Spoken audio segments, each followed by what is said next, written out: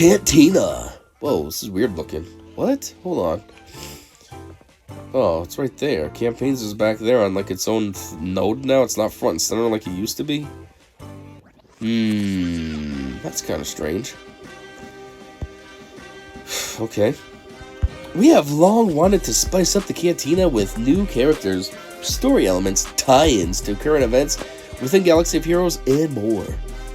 While our art team is hard at work preparing larger changes, we wanted to put seasonal content front and center.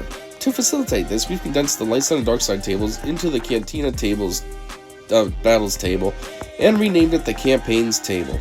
So I think this also must include the Cantina battles, and they just call it campaigns now, right? Yeah, duh. We will be continuing the work to modernize our Cantina in an update scheduled for next year. When next year? Is it going to be January? Is it going to be like July? There's a big difference when you say next year. Our goal is to provide an easily navigated home screen that informs you of the most relevant information to you and what exciting new content has been released. Future seasonal content. Oftentimes, players will be building 2 or even 3 squads out of the marquee and journey guide units they unlock during an era, and we want to support player agency in developing those squads. Early next year, we plan to release what we're calling Loaned Units, a system where players will temporarily be granted a variety of additional era units based on legacy units for use in era modes. Loaned units will not require direct investment to increase their power, and they will go away at the end of the era.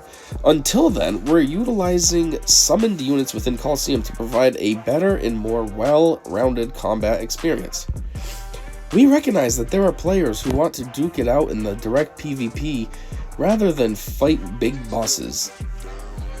I mean, I personally don't care, but there are a lot of people that have been crying for sandbox mode where you can do that, so, I mean, it is something that's pretty hot out there, I guess you could say.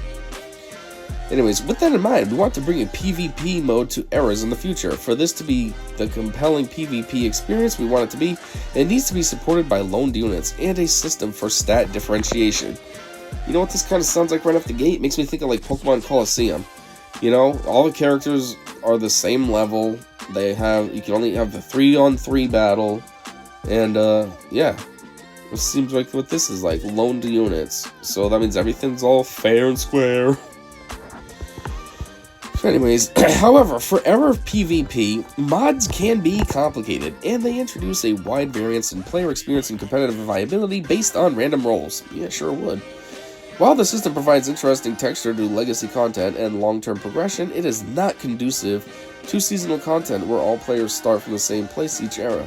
With all that said, any era PvP will be introduced alongside a new system for stat differentiation among era units that will allow era PvP to be an intriguing competitive landscape for players to deeply engage with. More on the next era features as we get closer to their releases. Okay, that was a whole bunch of words that kind of just flew over my head. We should note that this is not the end of legacy content, as the era system works in conjunction with new events and modes that are outside of eras. We have many plans to release more features and content like raids, territory battle planets, and units in the future. Wait a minute, they said they wanted to streamline territory battles to be faster, and now they're talking about adding more planets? That ain't gonna make anything faster. What the hell?